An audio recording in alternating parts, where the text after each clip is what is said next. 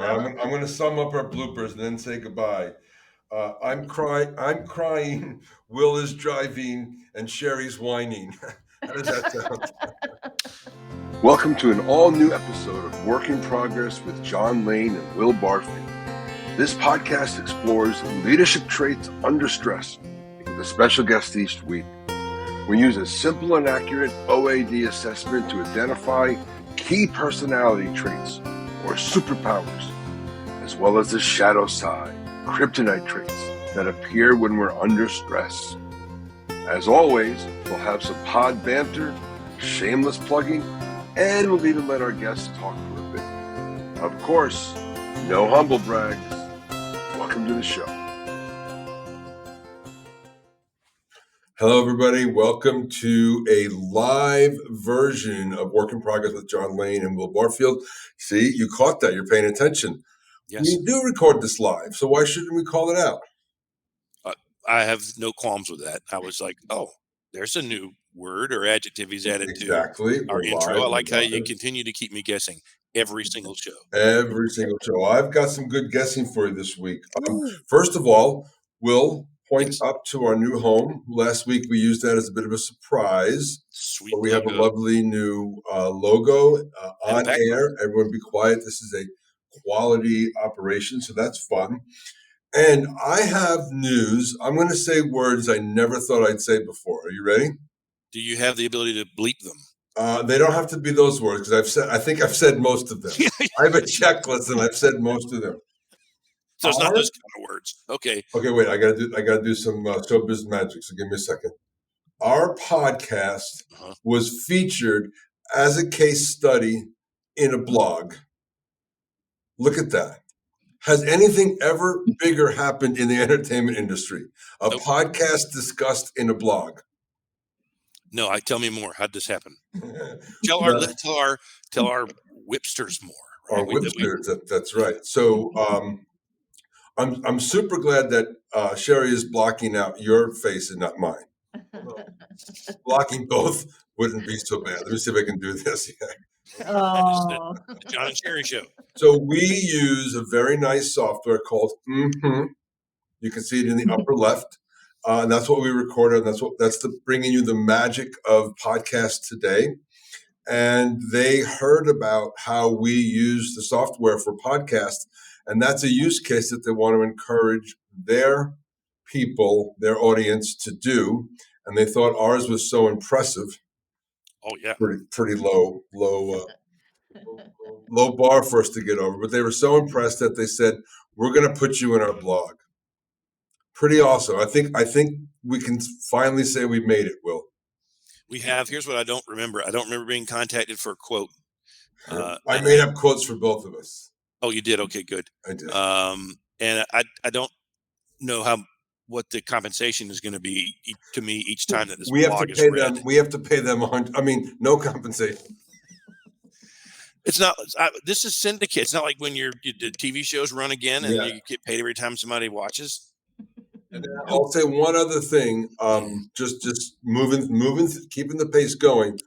I am in touch with somebody from Peloton Wellness, and I'm going to continue in my quest. Did I wear that hat today? No. In my quest to have them be a sponsor for us. They'll more than likely say no, and I can't blame them.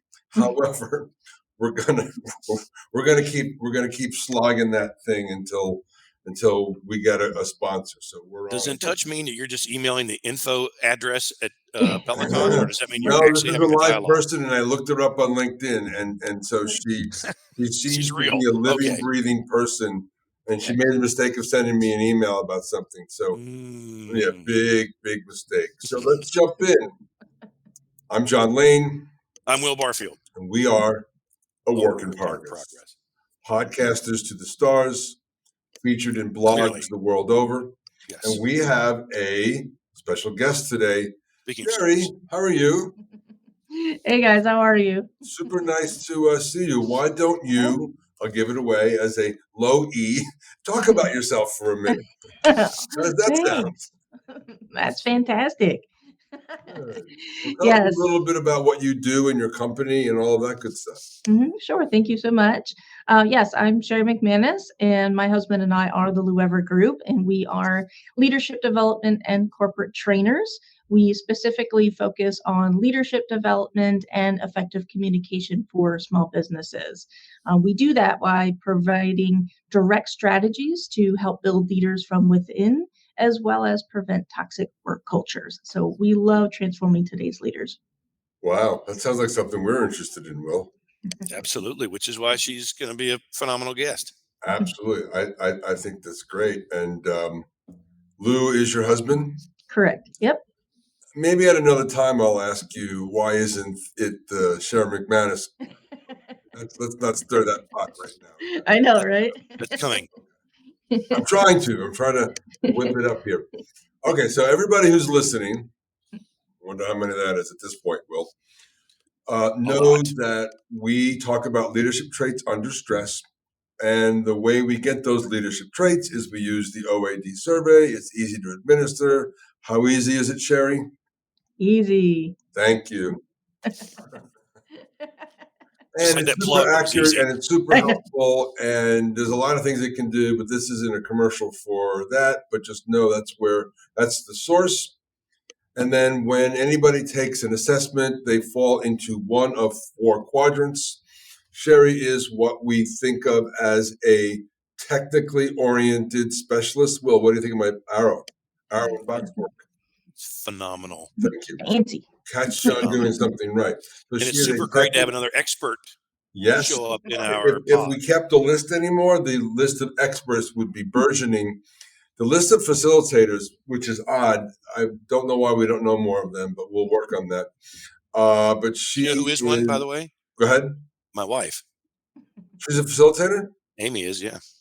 I think, well, we'll get to the who's next section later, but Amy, if you're listening, and I know you do, this is on Will, not on me. I'll take the Anywho, pressure.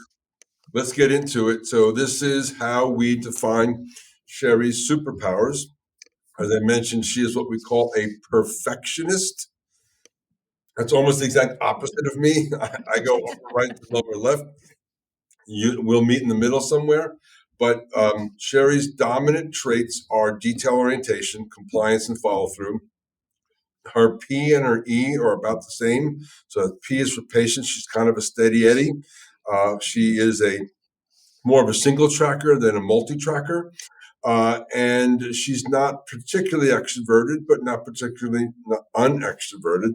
And her assertiveness is her subordinate trait. You put all that together, you get a perfectionist. So, welcome, perfectionist. How does it feel to be defined as a 2-dimensional table? Well, you know what? It's not so bad. It just gives you more information regarding yourself. That's all. Like it. And remind me again, how hard or easy was it to take the assessment? No, it was actually fairly easy. Was it short or quick? It was short. It was short. You just have, as long as you don't overthink it. So it's That's not a problem on this show. All No, right. no, I can I can attest to Sherri's high detail orientation as someone who has interacted with her professionally over the years. When she says, "I'll check in with you at X date," you hear from her on that day. She is great about the details, very thorough. I love that. Well, and it's great that you have that history. Okay, Will, this is when you jump in. So Oh wow! I know. No pressure. So I have to start paying attention. Yeah, I was drinking. See, this is our trick. This is our trick. I take a drink of water, and Will talks, and that's I don't know ventriloquist. Well, Sherri, so this is the fun part of the show where we're going to talk about you. And for someone who's lower on the east side, we're thrilled that you are willing to be vulnerable with us today. This slide that's up on the screen is your generic readout that you're going to get for the expert perfectionist profile. You've got superpowers and the kryptonite here that anyone who lands in this section of the matrix is going to receive. And you had a chance to review all of these, and we're going to get into your personal comments on both sections, superpowers and, of course, the always exciting kryptonite piece. But anything you want to say in general about what you see here and the accuracy and the feel of both sides of this slide? Mhm. Yeah, no, so I thought this was super cool to actually break it down, even though some of it was generic, but a lot of the traits were very similar. So I thought that was really cool. So accuracy, even though it was broad, Hmm. you felt like that it was, a good initial picture, Correct. Yes. right? And then John, once he shares the results, Hmm. encourages our guests to incise Right. down into the data. And let's talk here, openly. You selected some things and made some notes and pick some bullet points about your superpowers that you agree with and you feel like make you successful, particularly in what you do professionally. Can we Right. talk about these here and why you made these particular comments? Yeah, absolutely. So I took those generic ones and then just kind of elaborated with it. I thought those were the best. So for the first one was cooperative. I really like the variety in work. I've been in work situations where it's like the same thing day in and day out, and it's just so mundane, and I just can't stand it. So I love to enjoy working with teams. I get that energy. So that's where I picked cooperative. I thought that was pretty spot on. And then, of course, strong analytical skills. That's something that I have learned over the last couple of years, especially being a business owner. We've been established since 2017, and I had to really go through my journey and still going through my journey of developing myself. And I've learned that analytical skills are a strong suit, where I thought that was pretty cool. And then my third one was being patient. Again, I have learned over the years with that. If you did me probably 10 years ago, I was not so patient. I was pretty quick to not really think what I had to say. But now I'm being more intentional in what I say makes a difference. So being patient, making decisions, and then seeing the results. I'm patient in the sense of thinking about it first instead of making that quick decision. So that is, that's something that I've learned. Before we leave this slide, John, Mhm. Sherry, Mhm. you and I are both in husband and wife businesses. We, publicly launched our business also in 2017. Oh, cool. Nice. And Amy and I had a lot of learning to do as any early founders and business owners, CEOs and whatnot, have to figure out as they start their business. And there's a whole lot more that goes into earning that C-level title than just sticking it on a business card. As you figured out your analytical strengths, you just mentioned that, how do these superpowers relate to the role distribution that you and Lou kind of took when these are more of the things that Sherry does well, these are more of the things that Lou does well. Amy's kind of got her lane, I got my lane. We figured out what I'm good at, what she's good We at. We got got the John yin Lane yang. here. Yeah, Yeah, yeah. John Lane. Yeah, We yeah. got the yin yang thing. Like, what's your yin? What's his yang? As you, as Yeah. how have these superpowers of yours that we uncovered here Mhm. fed into the role that you adopted as you and Lou have advanced with the company? What does Sherry own? What does he own? Yeah, that's really great that you say that because a lot of folks they just that's probably the most common question to ask. Like, how is it working with your spouse? Like, how is that? Like, don't even say anything else. Like, Yeah, business, you can yeah. have the best product in the And world. they're thinking in their head, what are you, crazy? Yeah, yeah, I know most people are just want to strangle each other, and so I get it. But we actually like each other, and this business that we've established um, actually stems back from 2006, 2005, 2006 is when our first business is how we kind of figured out, wow, we can actually start a business together. Now, mind you, this is kind of a fun fact that's about 3, 4 months into dating, getting engaged, moving in together, and then let's start a business together. Oh, Don't sure. recommend that. Yeah. But fun fact. So that was our first business back in the day, and we were like kind of fighting who gets what kind of thing. So anyway, fast forward 15, 16 years later. Yes, we've actually figured out where people play our role. What is our role in a good sense, especially when it comes to networking. Yes, he loves to do that. but I like more the connections and actually building a relationship piece where he just doesn't have the time for that. He much rather he's as if you're a part of the EOS fam in that content, that he's more that visionary. Yep. That's just kind of his thing. I True. like big picture too, but he's really up there. Yeah, I am in that other aspect where I'm just like, okay, just put a plan together and I'll just pull the trigger. Like let's just do it. So we figured out that is one of our strong points, as far as he's a visionary, and then I'll go into the details as far as that is concerned, and then especially the networking piece, which Will, I think you can attest to that. That heck, we've been connected through the pandemic and everything, and I make sure that I have these relationships ongoing because you never know when you meet people. So, No, uh, great answer. And I know we're going to move to the next slide, John, but I want to make one more point here. It's interesting how her detail orientation strength Mhm. and knowing that she needs to network and be extroverted in order for the business to be successful pulls that lower E. Isn't that fun? That it's really that detail orientation Yeah. and that she has, that she knows I must do this, I must do that. And, because it helps the business grow, she finds success in it. It feeds at those endorphins, I imagine, helps where for compensating for that lower E, because someone with an expert profile can be very introverted and might struggle differently than Sherri has here. But I look at this. I wish had a laser pointer for us. But when I see that D going forward the way it is, that high D has a very strong connection to things like compliance and follow up. And so, like I've literally Right. almost the exact opposite profile. My networking and connection is driven by my high E and that desire for social acceptance and some of those things. And I do get a charge out of that. I suspect yours comes from creating a list of follow-ups and knocking those follow-ups off, and then seeing some of those follow-ups turn into flywheel for the business. So it's like the same charge, but there's a different driver to it. So I think that's really cool. Good question.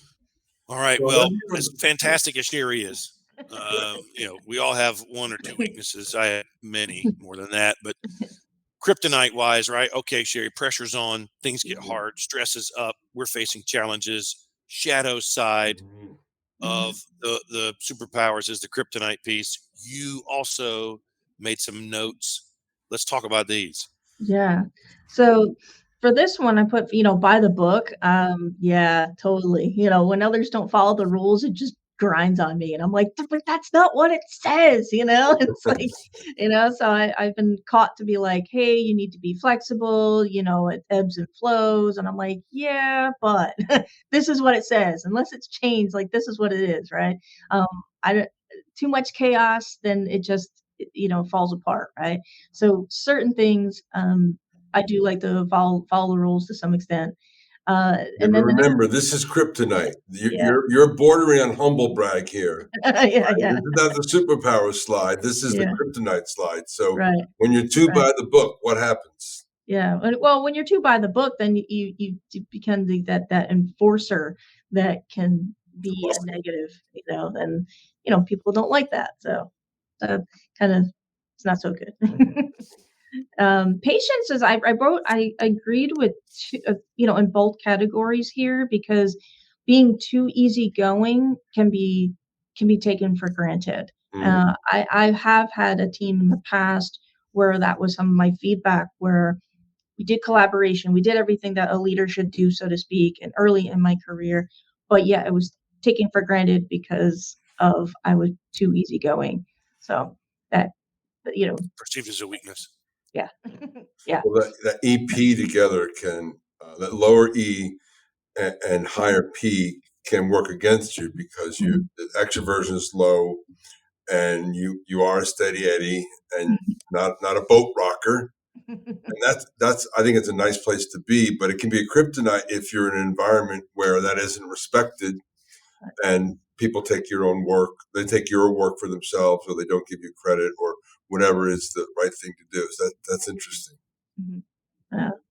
Yeah. And then the last one was just inward looking, overlooking needs of the marketplace kind of thing. Sometimes you get too narrow focused and you forget that bigger picture, you forget that vision and so forth. So that can, you forget about that, especially if you're under stress. You get really, really narrow focus, a little too narrow. That happens to you. Mhm. What when that happens, what happens? What's an example? Um, well, for example, if you have something that you want, like a task, I'm a big task person. So Yeah. if that task, like it seems so large, right? Like here's the biggest, big picture. Like Lou will have a visionary, but I will be so focused on this one little task that it's not even that significant. And but to me, because of the pressure or whatever it may be, could be wow, like that's so minute compared to the rest of what's going on, kind of thing. Kind of miss it.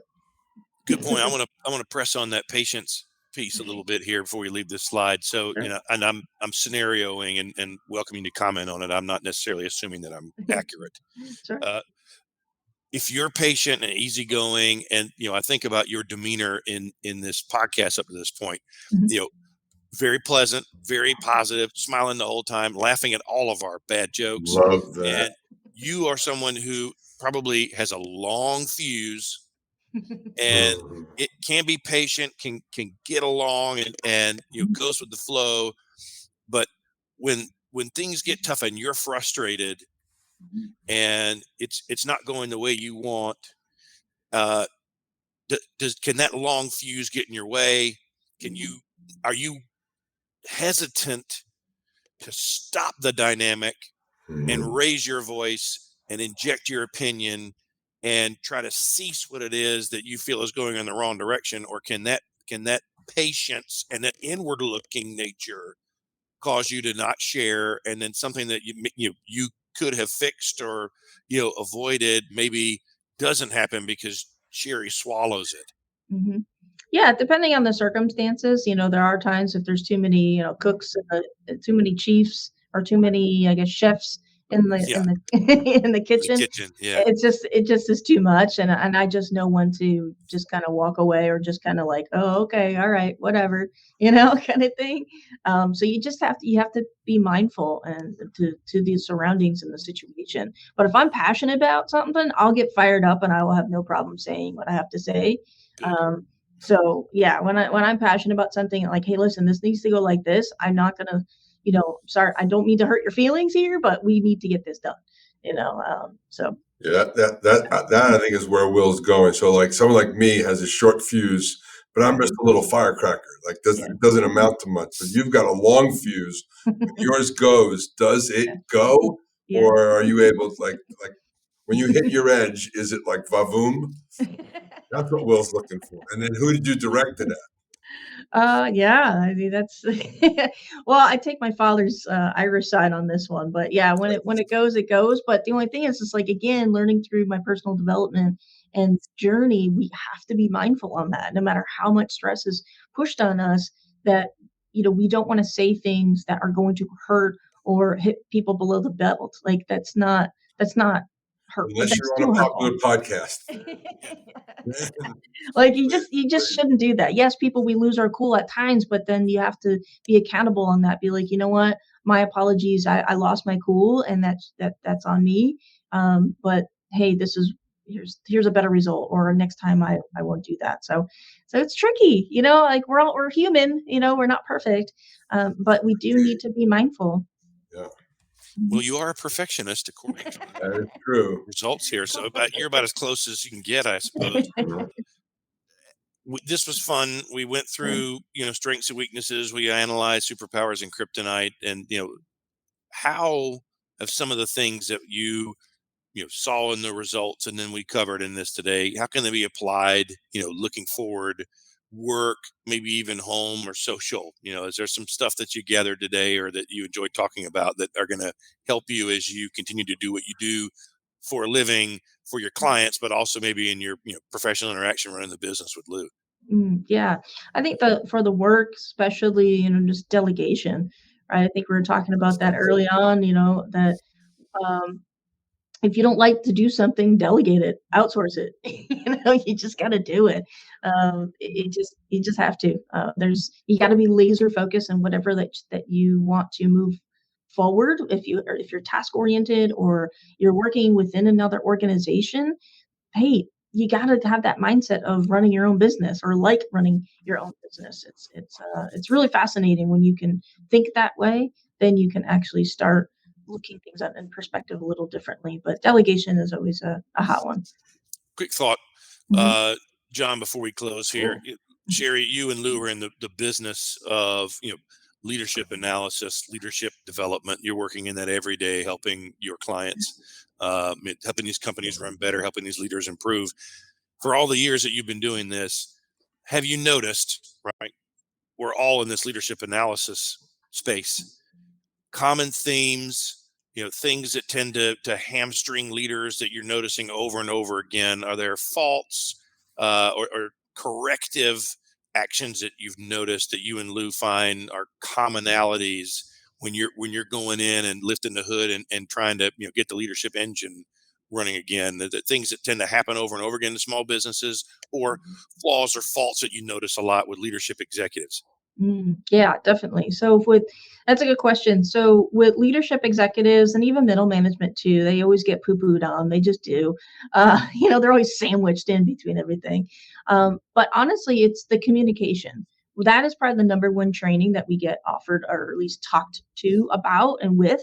We're like, I don't understand. My team is, not producing, and Bobby and Sue are not talking to each other. And then also too, people are running out the door, so the retention is really high, and then the C-suite's looking like, I don't know what to do, I don't know what's going on. I'm like, well, that's because your communication is horrible, which is just the icing on the cake, and there's too much corporate politics that's going on. So there's so much to unlayer there, but communication is huge, and to really have people on the same page, that and their styles of communication, that's huge.